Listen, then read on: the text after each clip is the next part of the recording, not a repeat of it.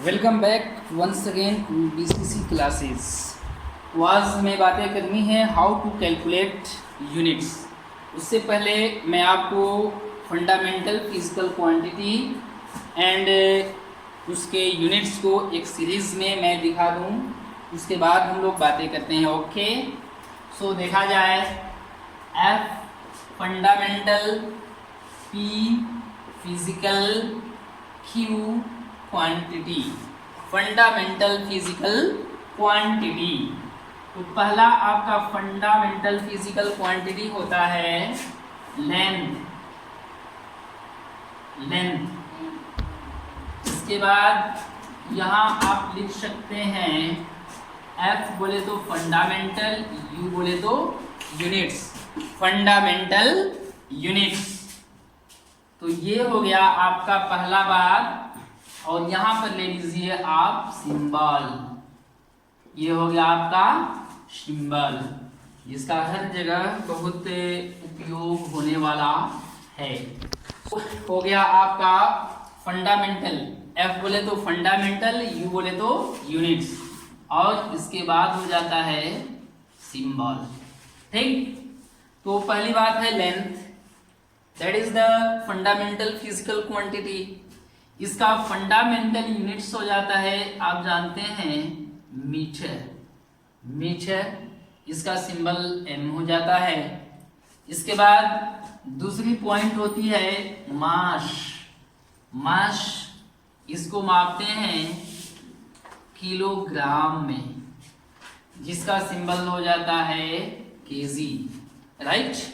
तीसरी पॉइंट होती है टाइम बोले तो समय। It is measured by second. Time is measured in second and it's symbol is S. After that fourth point temperature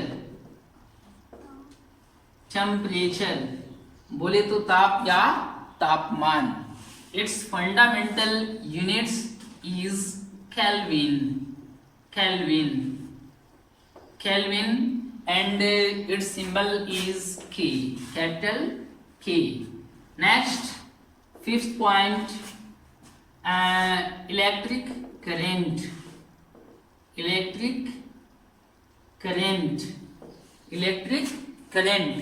It is measured by ampere. Its symbol is A. And sixth point,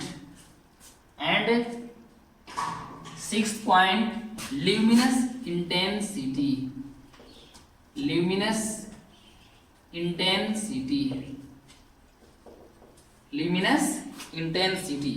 इसको हिंदी में ज्योति तीव्रता के नाम से जाना जाता है, और इसका यूनिट्स हो जाता है candela and its notation is CD. And next and last, amount of substance, इसको मापा जाता है मोल के रूप में, सिंबल यही हो जाता है मोल। तो आपको ये हमेशा ये 7 फंडामेंटल फिजिकल क्वांटिटी, 7 उन फंडामेंटल फिजिकल क्वांटिटी के लिए यूनिट्स एंड इट्स सिंबल को हमेशा याद रखना है। ओके, नोट कर लीजिए। मुझे लगता है कि आप लोगों ने नोट कर लिए होंगे, because of you are very fast. Okay, so मिटाया जाए। हो मिटा देते हैं, मिटाने का इच्छा नहीं कर रहा है जी, इतना मेहनत से लिखे, मिटा ही देते हैं। अगला बात का काम करते हैं।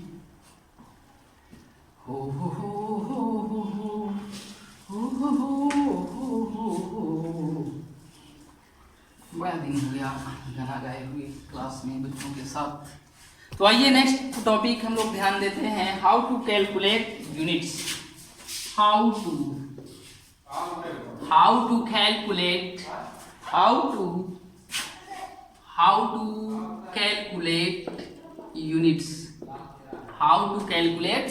यूनिट्स।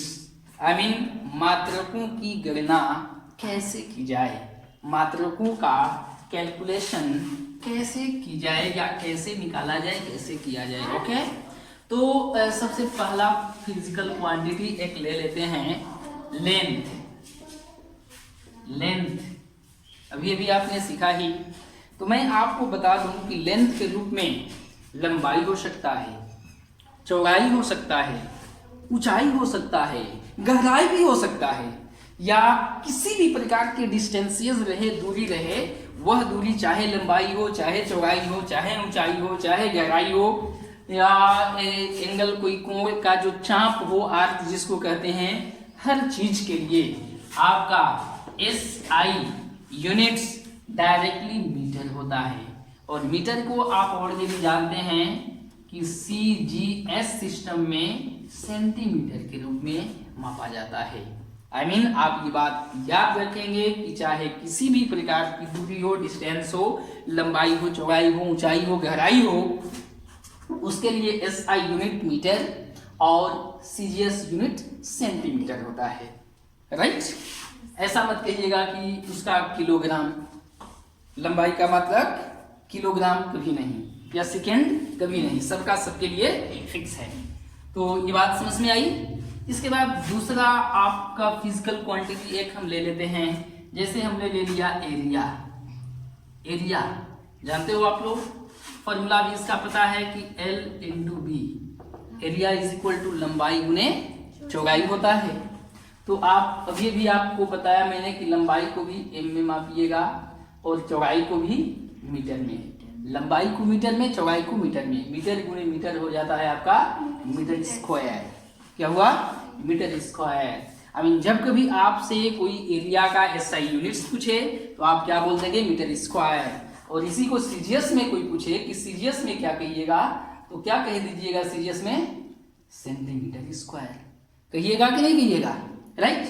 इसके बाद हमने तीसरा फिजिकल क्वांटिटी को ले लिया, मान लीजिए वॉल्यूम। मैंने क्या ले लिया? वॉल्यूम ले लिया। वॉल्यूम आयतन इक्वल टू होता है L/B/H, लंबाई गुने चौड़ाई गुने ऊंचाई।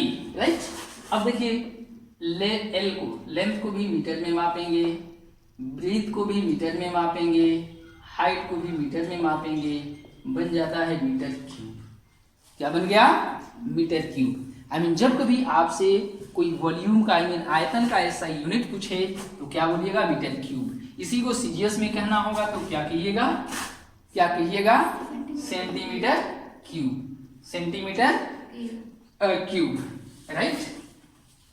इसके बाद हमने ले लिया डेंसिटी। 4th पॉइंट कुछ ले लिए आप, density.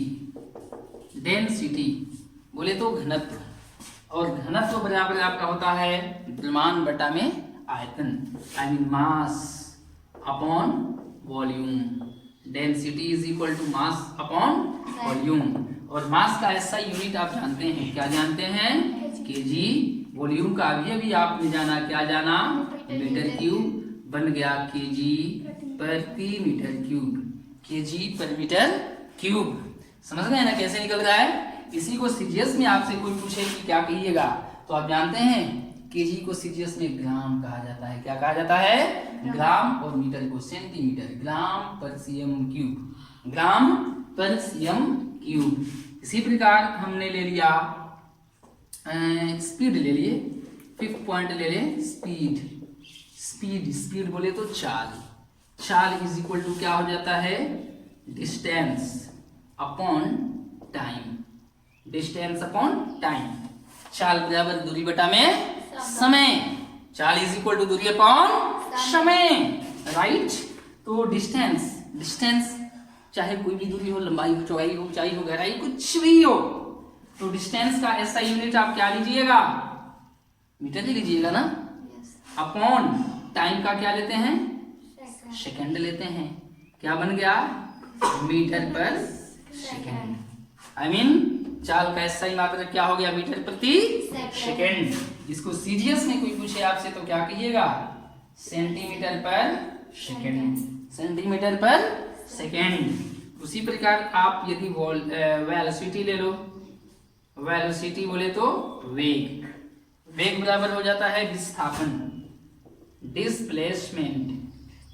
Displacement upon time, displacement upon time. तो डिस्प्लेसमेंट जो होता है यह भी एक प्रकार के डिस्टेंस होती है, एक स्मॉलेस्ट डिस्टेंस होती है। तो डिस्प्लेसमेंट का भी ऐसा यूनिट आप क्या लेंगे, मीटर ही होता है, और टाइम का सेकंड ही होता है। इस प्रकार मीटर पर सेकंड बन जाता है। तो चाहे चल का कोई आपसे ऐसा यूनिट पूछे, चाहे वेलोसिटी का पूछे, दोनों का ऐसा यूनिट मीटर पर सेकंड, और इसका सीजीएस यूनिट सेंटीमीटर पर सेकंड। समझ पा रहे हैं बात को? कुछ और हमने फिजिकल क्वांटिटी ले लें, जैसे ले लिया मैंने एक्सेलरेशन, मैंने ले लिया एक्सेलरेशन, बोले तो त्वरण। एक्सेलरेशन इज इक्वल टू हो जाता है velocity upon time, velocity upon time. तो वेलोसिटी बोले तो वेलोसिटी का मात्रक आपने अभी जाना मीटर पर सेकेंड, अपॉन टाइम का हो गया एक और सेकेंड को ऊपर भेज दें तो सेकेंड इंटू सेकेंड हो जाता है second square. I mean acceleration बोले तो त्वरण का ऐसा यूनिट आपको क्या मिला, मीटर प्रति सेकेंड स्क्वायर, मीटर प्रति सेकेंड स्क्वायर। इसको सीजीएस में बोलना होगा तो क्या बोल दीजिएगा, सेंटीमीटर पर सेकेंड स्क्वायर, सेंटीमीटर पर सेकेंड स्क्वायर। और कोई लेना चाहेंगे, मैंने ले लिया फोर्स बोले तो बल, फोर्स इज इक्वल टू होता है mass into acceleration, mass into acceleration, I mean द्रव्यमान गुने त्वरण। तो मास का आप जानते हैं किलोग्राम होता है, इंटू एक्सेलरेशन का भी आपने जाना मीटर प्रति सेकेंड स्क्वायर, बन गया केजी मीटर पर सेकेंड स्क्वायर। आई मीन बल का ऐसा ही मात्रक आपको क्या मिला, किलोग्राम मीटर प्रति सेकेंड स्क्वायर। बट इस फोर्स को एक न्यूटन नामक वैज्ञानिक ने डिफाइन किए, इसलिए उन्होंने इसका मात्रक अपने नाम के सम्मान में न्यूटन रख दिया। इसको किलोग्राम मीटर पर सेकेंड स्क्वायर को न्यूटन कहा जाता है। सो जब कभी आपसे कोई पूछे यूनिट्स फोर्स का, तो आप क्या बताएंगे, न्यूटन बताएंगे। क्या बताएंगे, न्यूटन बताएंगे। उन्होंने न्यूटन को भी डिफाइन किया, न्यूटन साहब ने इसको भी डिफाइन किया। उन्होंने यही इसका डेफिनेशन दिया कि 1 न्यूटन बराबर 1 केजी गुने 1 मीटर इंटू पर सेकेंड स्क्वायर। अब इसको आप सीजीएस में लिखना चाहेंगे, आप इसको सीजीएस में लिखना चाहेंगे तो यहाँ तो दिख रहा होगा ना, दिख रहा है यहाँ पे।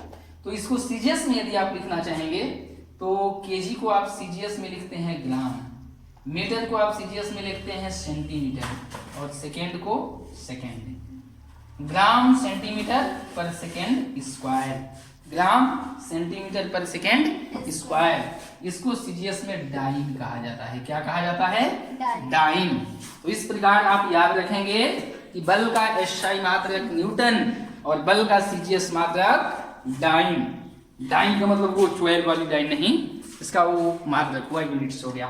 ठीक है, तो मुझे उम्मीद है कि इस प्रकार दुनिया की जितने सारे फिजिकल क्वांटिटी आपके सामने आए, यदि उसका फॉर्मूलाज याद रहे तो उसका यूनिट्स आसानी पूर्वक आप लोग निकाल पाएंगे। कोई डाउट, निकल पाएगा कि नहीं निकल पाएगा? निकल पाएगा। तो हम लोग आज के लिए इतना रहने देते हैं। Okay, bye.